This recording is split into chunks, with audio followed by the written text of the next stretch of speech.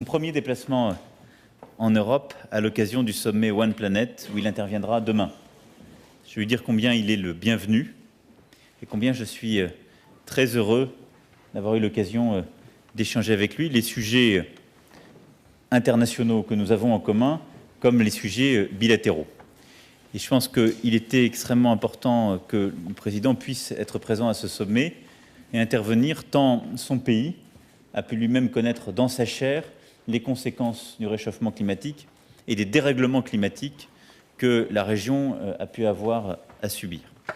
Ce premier entretien nous a permis de saluer la qualité des relations franco-haïtiennes et d'exprimer notre volonté commune d'œuvrer en faveur du changement indispensable au redressement de son pays et à l'amélioration des conditions de vie de sa population. Je veux ici saluer le travail très important qui est conduit par le président pour la lutte contre la corruption, le renforcement de l'état de droit et lui dire tout le soutien de la France dans ce contexte.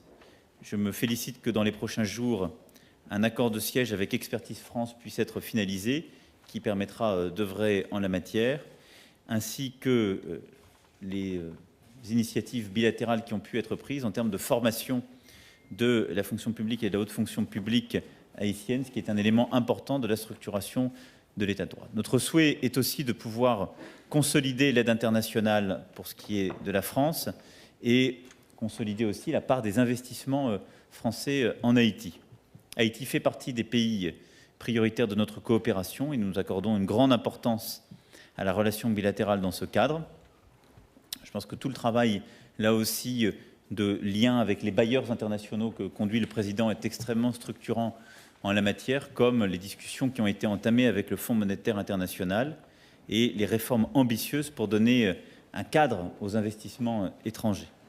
La France, par le truchement de l'Agence française de développement, s'est concentrée sur 3 secteurs prioritaires: l'éducation, la bonne gouvernance et la lutte contre les effets du changement climatique. En matière d'éducation, le plan d'action établi en 2015 sera intégralement exécuté, avec 50 millions d'euros annoncés. Et en matière de changement climatique, le travail conduit depuis 2 ans a permis d'aboutir au Fonds vert, justement un projet d'adaptation et de gestion des bassins versants pour 30 millions de dollars. Et Haïti pourrait devenir à ce titre l'un des premiers, si ce n'est le premier pays, à obtenir un projet d'adaptation dans le cadre de ce fonds vert.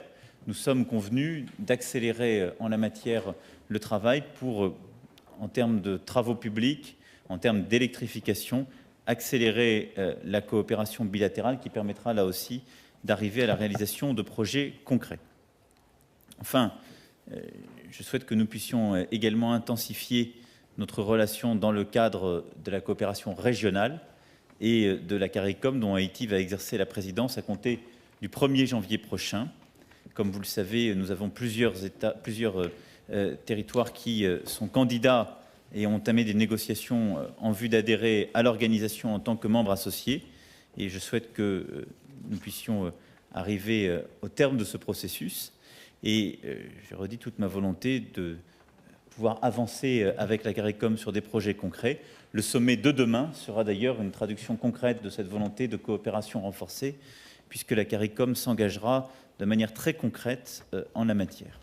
La francophonie est également un élément qui nous unit, Haïti faisant partie justement des membres fondateurs, et je souhaite que nous puissions encourager toute la région de manière très concrète, et nous allons nous y employer, les initiatives que vous prenez en ce sens. Je redis ici au président tout notre souhait que des entreprises françaises viennent davantage investir en Haïti. Nous allons les y pousser par des initiatives ponctuelles et des accompagnements. Et je crois que toutes les réformes que vous êtes en train de conduire sur à la fois l'état de droit, le cadre d'investissement et la modernisation de l'économie permettront d'œuvrer en ce sens de manière efficace. Voilà le contenu des échanges que nous venons d'avoir et qui permettront de scander le travail des prochains mois et qui me permettent de redire au président toute la joie que nous avons de l'accueillir ici à Paris, toute la détermination qui est la mienne de pouvoir agir ensemble pour son pays et agir ensemble contre le réchauffement climatique. Merci d'être là, Président. Merci.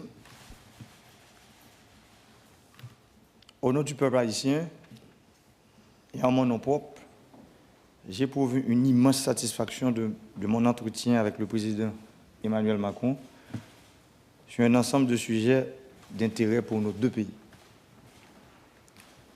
Haïti et la France possèdent des liens forts d'amitié et de solidarité.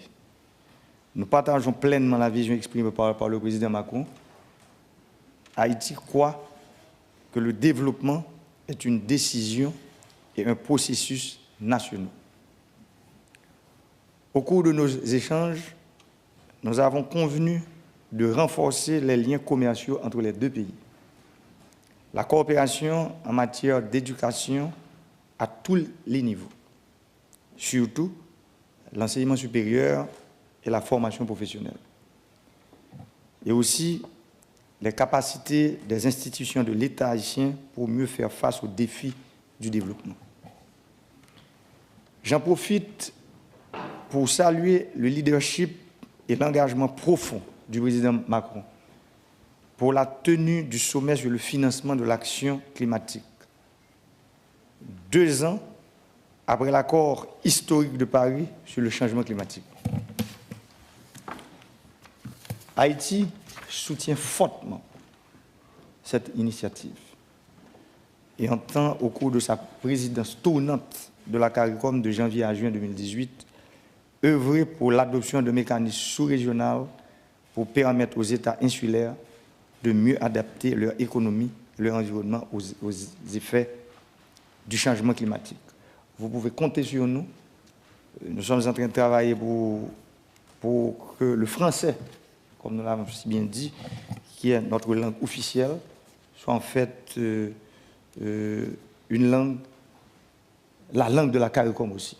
Et nous sommes en train de travailler pour que nos frères de la Martinique et de la Guadeloupe puissent participer aussi dans ce grand mouvement de la CARICOM, parce que la CARICOM, ce sont des pays de la Caraïbe, et je pense que Martinique et Guadeloupe font partie aussi de la CARICOM. Je vous remercie. Merci beaucoup. Merci, messieurs, dames.